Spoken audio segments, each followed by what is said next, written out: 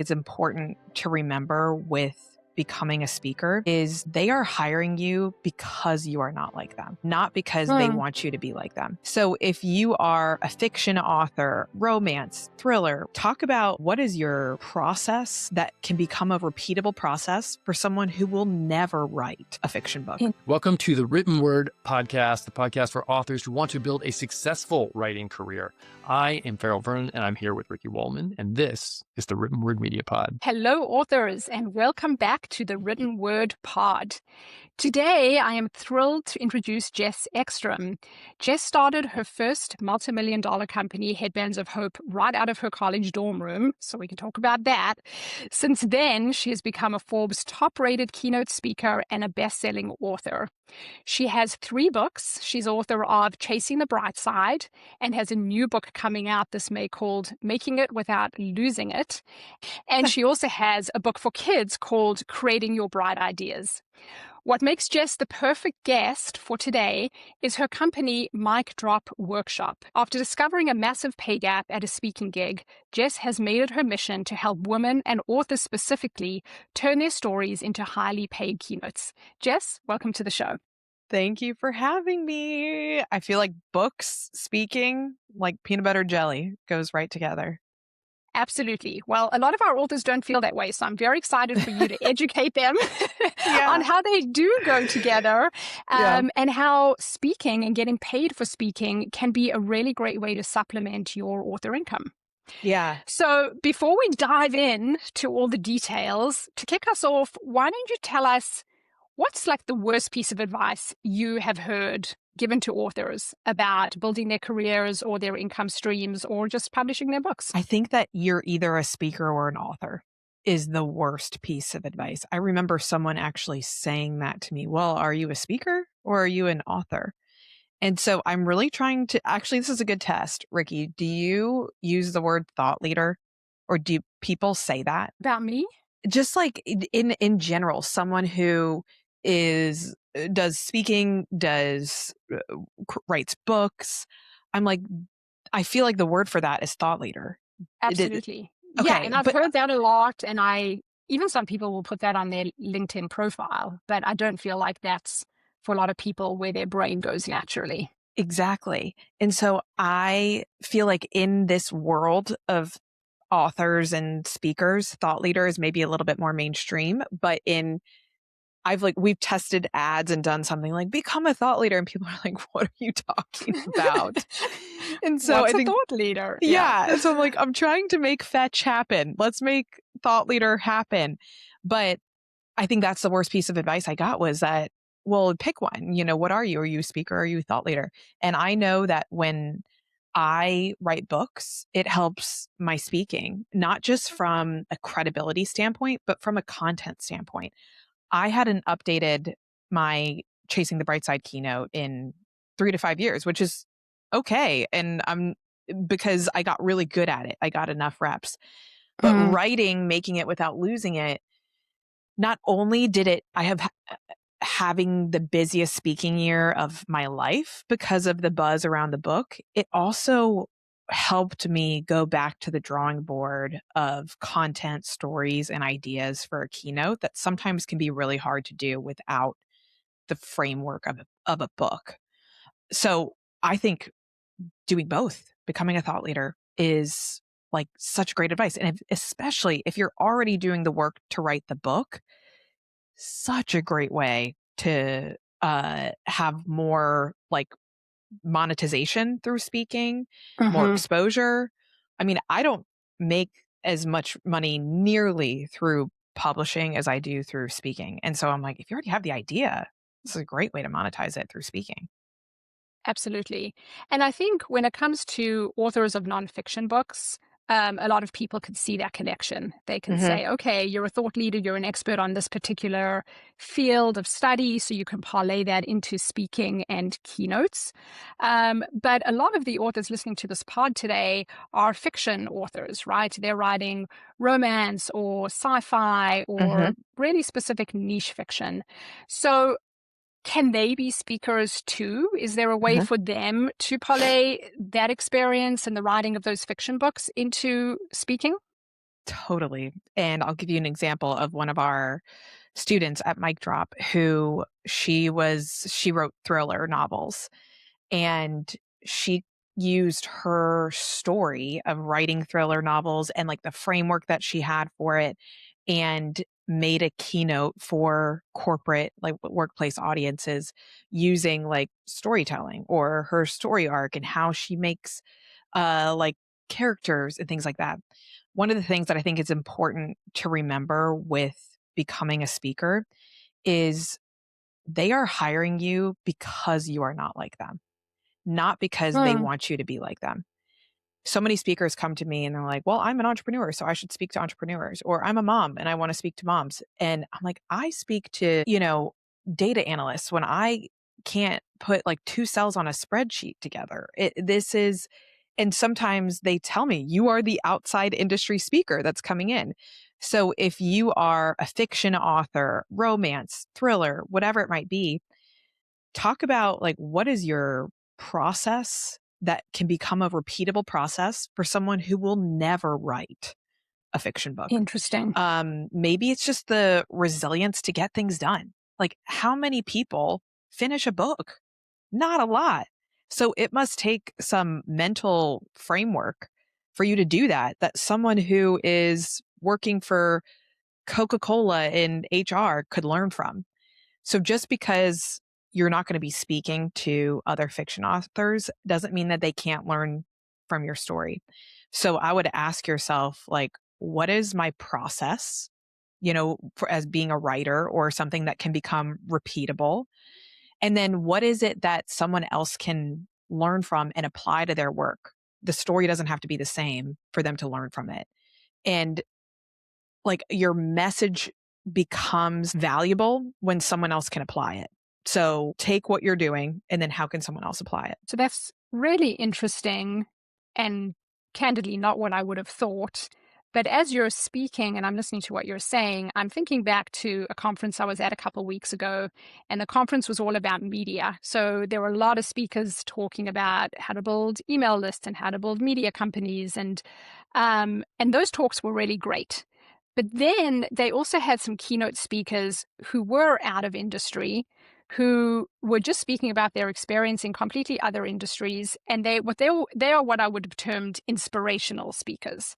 One of the speakers they had was this woman, Cody Sanchez, really has nothing to do with media, but she came on and she spoke about her experience building a company, and it was probably one of the highlights talks of the day.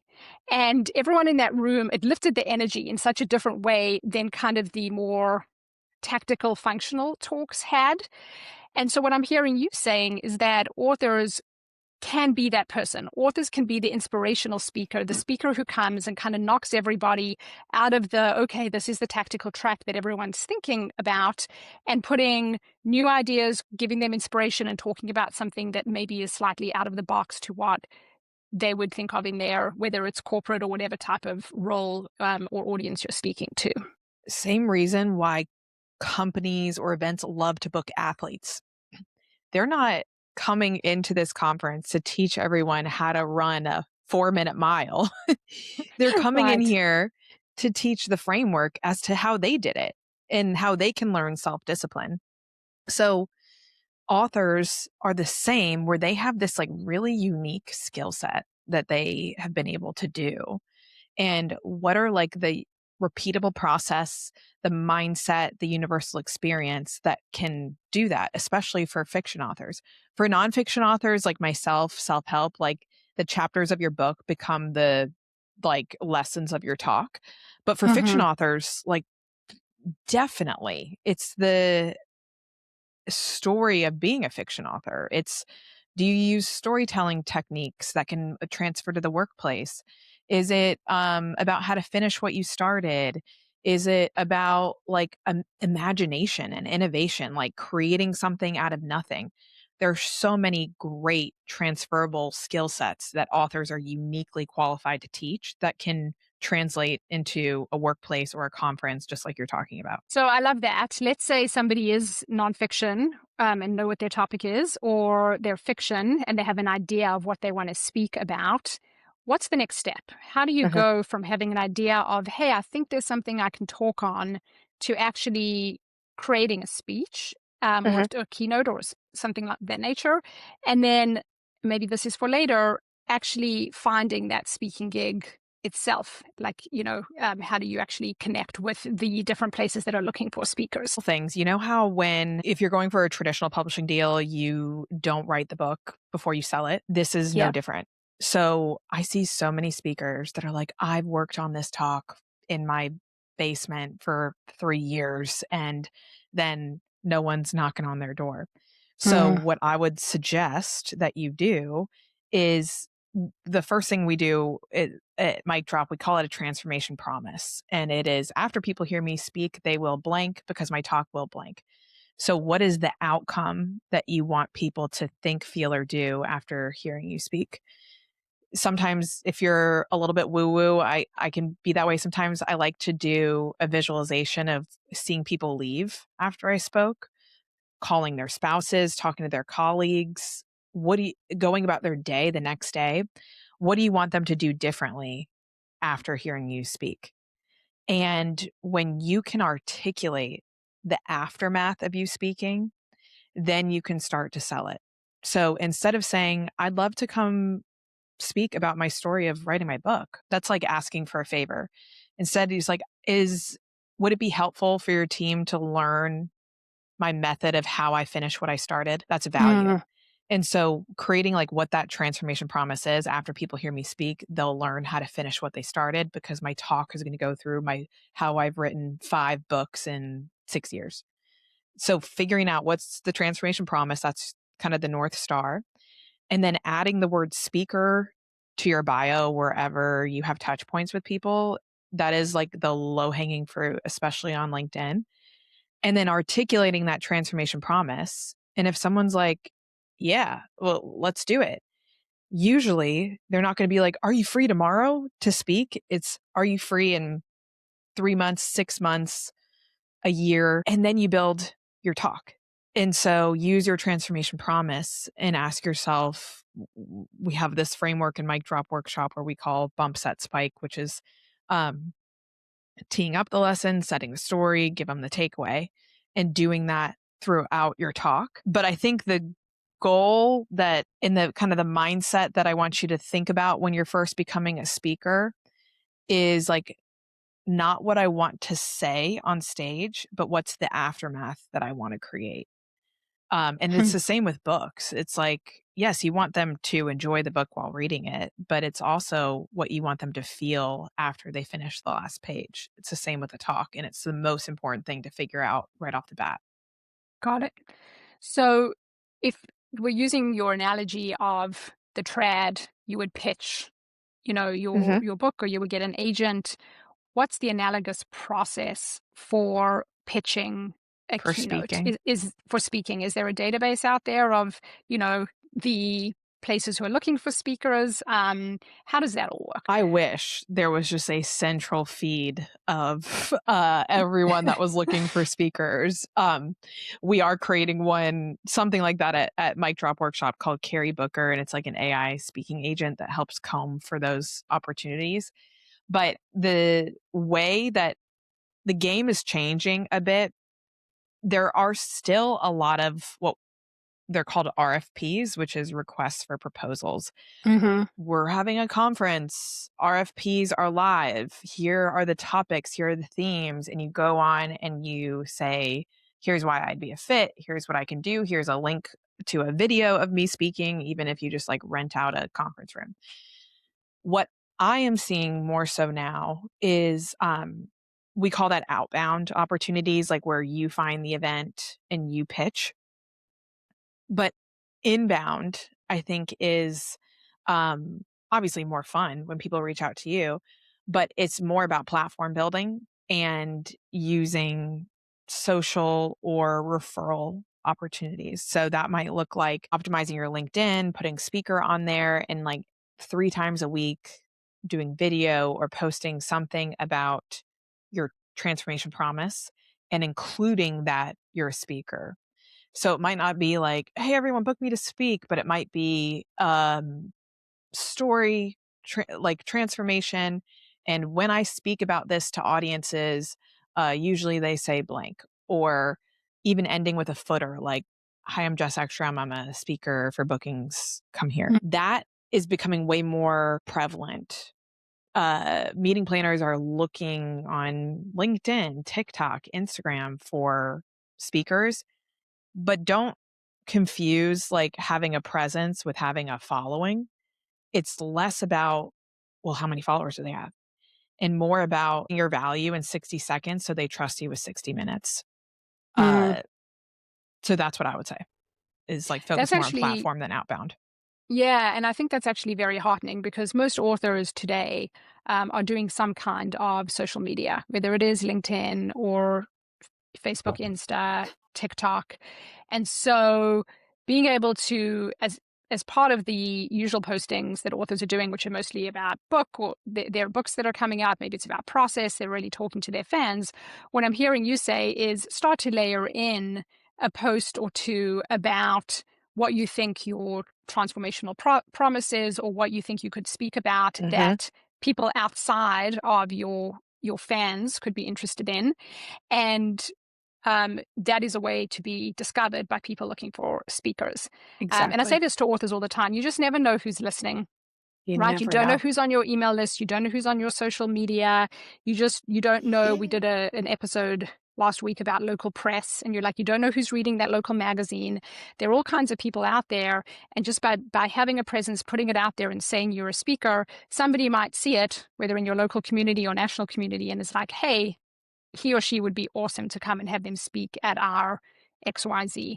So I love that advice. It's really great advice and an easy tactic, low-hanging fruit for a lot of the authors who are listening today. Minimally, just tell people you speak. Yeah. It's really hard for someone to book you to speak if they don't know you're a speaker. So it could just be the word speaker. It could be weaving into conversations like when I speak about this topic, but I mean, I've gotten a gig before from my Uber driver who was taking me, to a gig. And what are you doing in San Antonio? Oh, I'm speaking at this thing. I'm a public speaker. Oh, my daughter works for Marriott as the learning and development. And then like 3 years later, booked me. But if I was just like here for work, Yep. Yeah. You got to you put it just out don't know. You got there to put it so out people there. know. Yep. Hmm. So a lot of authors, I think, or just people in general as humans, we don't like to call ourselves something until we feel that we are that thing, right? So if you've Hmm. never had a speaking gig, people might be like, oh, I'm not a speaker. Yeah, Or maybe they've spoken, at small events or at their local indie bookstore, but they think, I'm not good enough to actually yeah, get paid to speak. I'm not good enough to be on a stage. This is like an imposter syndrome that we all suffer from, regardless of what your career totally. or station in life is. So what would be your advice there? There is no one awarding badges that say that you're officially a speaker. And so it has to come from you. And what I would say is that you speak every day. It might not be in a sold out arena. It might be at your kids' PTA meeting talking about school lunches. We have a lot of teachers that are in our programs that teach a class. We have people who are like, well, can I use this footage? It wasn't from the keynote that I'm pitching. Speaking is speaking. And so don't minimize it. And it's funny, the other day I was on a call with someone and she's won 3 Emmys. I was like, holy cow, Wow. you won 3 Emmys. And she goes, yeah, but they were daytime Emmys. And I was like, who cares? And I see this all the time with speaking. Like, yeah, I've spoken before, but it was for free. Or I've spoken before, but it was just, like at work or to a class. Uh, like end period. Speaking is speaking, and it's like what comes first, the chicken or the egg. People can't book you to speak if they don't know that you are a speaker. So you almost have to claim it before you step into it, which can be really hard for people, but it's the only way it works. And a lot of what you do at Mic Drop Workshop is helping people overcome that obstacle. Is that right? Can you talk Mhm. a little bit about the process and what exactly is Mic Drop and how does it work if people need a little bit of help getting over that hump and we all discount ourselves all the time, which is what you're referring to. So how does that all work? What have you seen work? Tell us a little bit about that side of your. It started when I was speaking. It was a way for me to grow my first company, Headbands of Hope. And then I looked around one day when I was doing quite a bit of speaking and realized multiple times I was the only woman in the lineup, or even worse, found out what I was getting paid to speak versus what some of the male counterparts that were speaking were getting paid, despite ranking higher in audience like testimonials and reviews, which is tales old as time, no matter what industry you're in. And so I just rented out the bottom of the floor in Raleigh here of a restaurant and put up an Eventbrite and was just like, any women that want to learn how to do this public speaking and get paid to do it, just show up Thursday night. I'll have wine and cheese. Because what I was learning was not only, sometimes were women not charging, they weren't applying. I would talk to event planners who are like, yeah, we want to book more women, but they're like less than 10% of the applications that we get every year. And it goes back to like, but they're daytime Emmys. A lot of women are like, Yeah. well, but I am not, this, or I don't have a viral that. I mean, I started speaking before my first company was successful. I was negative $10,000 in the hole. So that meetup became the first ever mic drop workshop where we help women become paid public speakers. And so it's online, micdropworkshop.com. We have a boot camp starting April 20th, which is a great way for anyone who's interested to just get their feet wet as to what they might want to speak on, who they might want to speak to, what people are paying. And it's been really amazing to see how many women just needed not just like the encouragement. Of course, we can all be each other's hype people, but the just the guiding, like the framework of like, this is how you structure a keynote. This is what you charge. Here are the downloadable contracts, just taking all the guesswork out of it so they don't have to think too hard. But yeah, it's just been, and like, I know it's the same with written word where you're just like, man, we get to take all these people and help them put their stories out there. Like, what better Yeah. job is that? Totally, completely. Yeah. And I think what Mic Drop really helps with is some of that confidence building. Hmm. One, it feels like such a black box, this world of speaking, right? Which Yeah. is what we're talking about today. I have so many questions. I'm like, how does it work? Da, da, da, And so you're kind of pulling back the curtain on what is the world out there of paid Hmm. speaking. And then you're providing people with the tools and the confidence to be able to apply, to put speaker, to name that they can actually do this.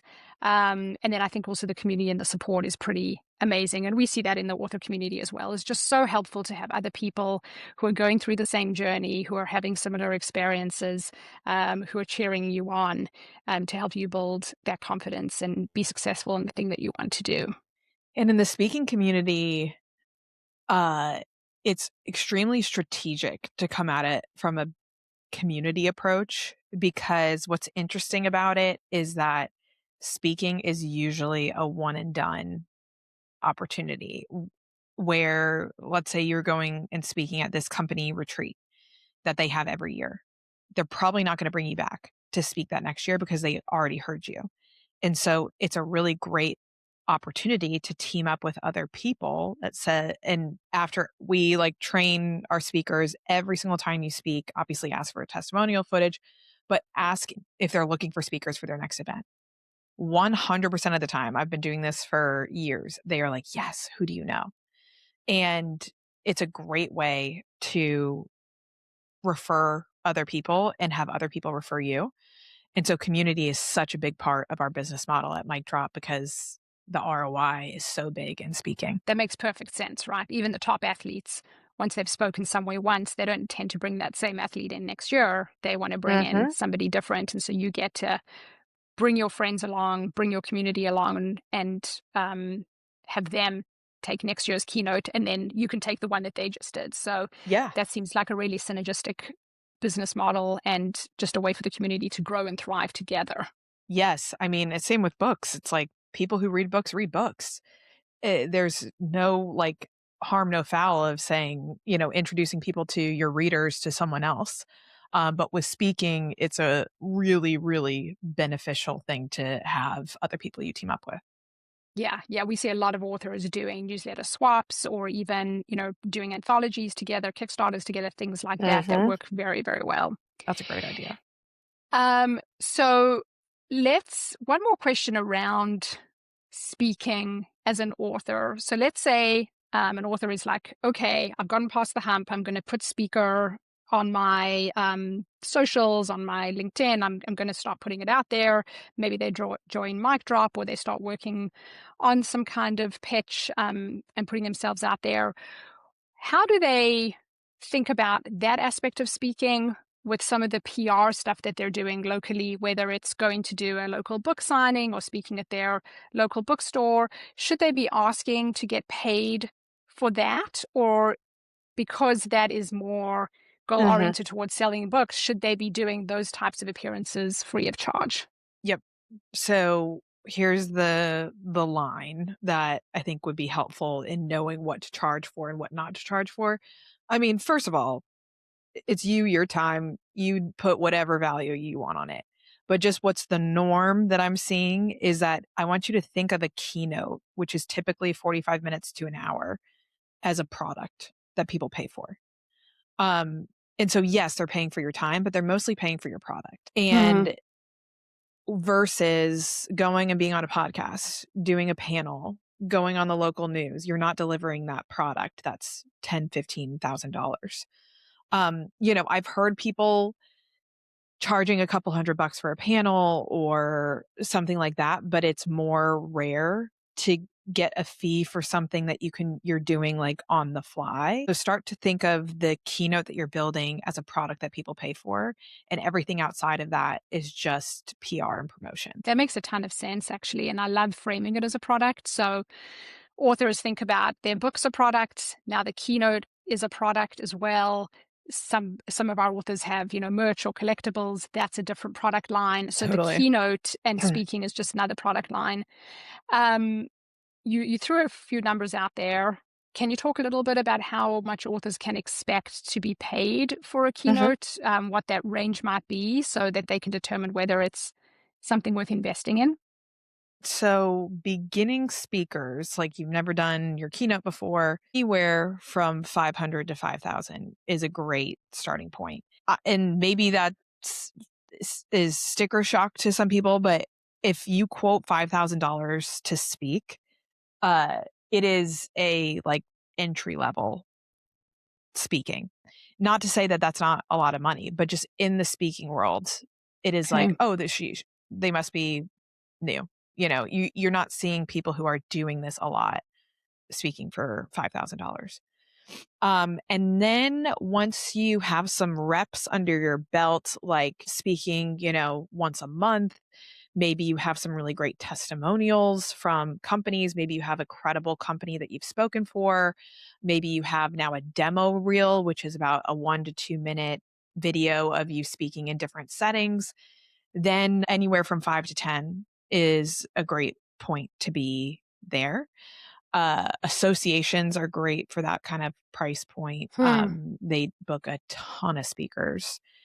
And then above 10K is, again, it seems like maybe that might feel crazy to some people, but it is, I remember being so afraid years ago to go from like 10,000 to like 12.5 or something. And it was like a rounding error, for some, it's was just not even a blip. And so above 10K is probably either you've gotten a lot of reps, you have a book about this, Hmm. um, or you have some sort of like, as it gets in the higher price point, some sort of celebrity status. But I would say my fee today as a speaker who's been doing this for many years, I don't have celebrity status, but I know I'm really good at what I do. I have a lot of reps, I have a lot of testimonials, and I'm at 35K Wow. a talk. But I mean, my first gig when I got started in 2012 was for a slice of pizza, and then my second gig was for 2,200. And for years, I was in the like 22 to 5K range. It's also about who you want to speak to. If you are speaking at colleges and universities, that's great. There's a ton of opportunity, but I wouldn't expect to make above 7K. If you're speaking at companies, corporations, things like that, you're going to be above 10.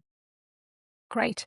But what I'm hearing is this can be a very lucrative product line for authors. So if you start Yeah. thinking about how much you're making off your books, and if this is a product line or, an additional business line that you start investing in, and yes, you're going to start small, but if you get up to the 5 to 10K mark and you're doing 3 or 4 talks a year, that's, significant income supplementation. And then not only are you getting paid to talk, but in general, do you see a halo effect on your book sales when you go out and Oh my speak? gosh. I mean, with my first book, with Chasing the Bright Side, I think we sold somewhere between 80 and 100,000 copies of that book. And like 80% of those sales were from um, speaking. And that's one of the things that we're doing at Mic Drop now is we're starting our own imprint, which is what I'm actually publishing, Making It Without Losing It through. And we know that book sales through speaking is such a specific methodology. And whether it comes to like, do I sell books like before I speak, in my contract, in part of my fee, do I sell books on site, but it is not a matter of if you sell books through your event, it's just how and when. Mm, Um, and and so that's why we're creating an imprint like for women speakers who want to publish books because it can be really lucrative and it can be very specific. But I think about just talking about the money side, I think about my books, and this is just me, as a way to um, support the impact and income of my speaking. It is a great like impact for everyone who just heard me speak to now have something that they can walk away with and then go read that's more detailed. It's a great income opportunity for me to have a speaker fee and then also make money from book sales from it. yeah. Uh, or be able to increase my fee because I have a book. So those are just some different ways you can think about like the ecosystem of your thought leadership and how books and speaking can work together. That. And let's talk a little bit about Making It Without Losing It. As you just mentioned, that's your book that's coming out in a couple weeks' time. Here she What? Oh my is. God, she's beautiful. Thank you. It's always so amazing when you open that box for the first I know. time, right, and Yeah. pick up the Yeah. book. So tell us, what is the book about, and what was your inspiration for writing I it? think if you are listening to this podcast, you might be able to relate of the feeling of being ambitious, maybe being dubbed a overachiever, high achiever, maybe an overthinker. And if you're like me, when you have ambitions towards the future of like the next book you want to write, the next talk you want to give, or become a speaker, then it can also feel like you're always at a deficit. Like there's always more that you want to do or accomplish and never enough for what you're doing right now. But then at the same time, it's like you're an ambitious person. You like creating things. Like Ricky, we have conversations about this all the time. It's like, I don't have to do more, but I like it. Yeah, And it's so fun. it's fun. So making it without losing it is about finding that fun again, whether you're in like working at a job, whether you're an entrepreneur, a writer, a speaker. How do we have ambition towards the future and then joy and peace in the present at the same time without those feeling competing? It's probably the thing that I struggle with the most is like trading productivity for peace of like, once I can just, Hmm. get all this done, then I can finally relax. And becoming a parent also just like shook that, like sent that into a far universe. And so I'm like, man, if life is never done, if we're always going to have problems, if there's always going to be things that we haven't accomplished yet, then how do I stop chasing finish lines and start finding like some joy in the process of building, in the process of work, and maybe even in the problems? So it was the book. I think we write the books, we give the talks that we needed to hear. And this was what I needed to hear. Yeah, for sure. Well, I'm so excited to read it. I can't wait Yes, I need to to. give you a copy next time I see you. I'll bring it to lunch. Yes, I Yeah. would like a signed copy, please. And yeah, everything you just said resonates pretty hard. So I'm excited to see what some of the tips are that you Thanks. talk about and all the wisdom that you dispense in the book. As we close here, let's talk about where people can find you, where they can find Mic Drop, where they can find your book. Give us all the things and all the places, Jess. Yes. My favorite thing that I do is I send out a hype text every Monday at 11 a.m. Eastern. And so you can text me the word hype to 704-228-9495. That's 704-228-9495. Text me the word hype. And then I just have a lot of like maybe a question I'm thinking about that week or a thought. And it's just fun for me to have more bite sized information that I send to people. I also read that it's not just a robot. So if you want to reach out to me that way, you can. You can pre-order Making It Without Losing It, jessekstrom.com/making it. But I would also love if you called your local bookstore, ordered it through them. You can still redeem, if you're ordering it before May 5th, you can still redeem your pre-order books. If you order locally, you can go onto our website. You can get the audiobook for free when you show that you pre-ordered it. What else? MicDropWorkshop.com if you're interested in learning more about our upcoming boot camp starting April 20th, or it'll be in the show notes here on Yep. this episode, and we'd love to have you. Wonderful. And are you on social? Unfortunately, yes, Ricci. That's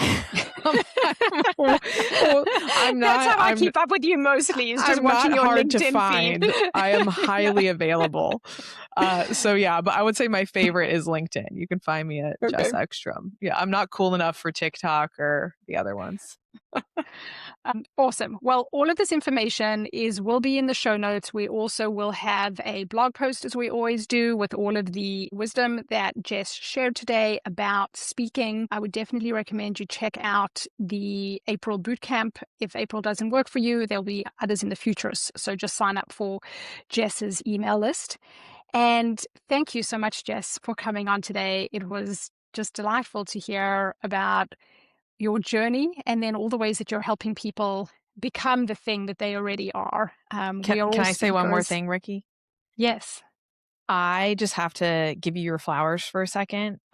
So I don't even know if you remember, like when we originally met years ago, I was looking at starting this other business, which I ended up not doing. But I think that are you are the example that I tell people about when I talk about the difference between mentorship and sponsorship, where we have so many mentors, especially as women, of people giving us advice versus people who go out of their way to give opportunity. And you are always the shining example of introductions, investment, what do you need?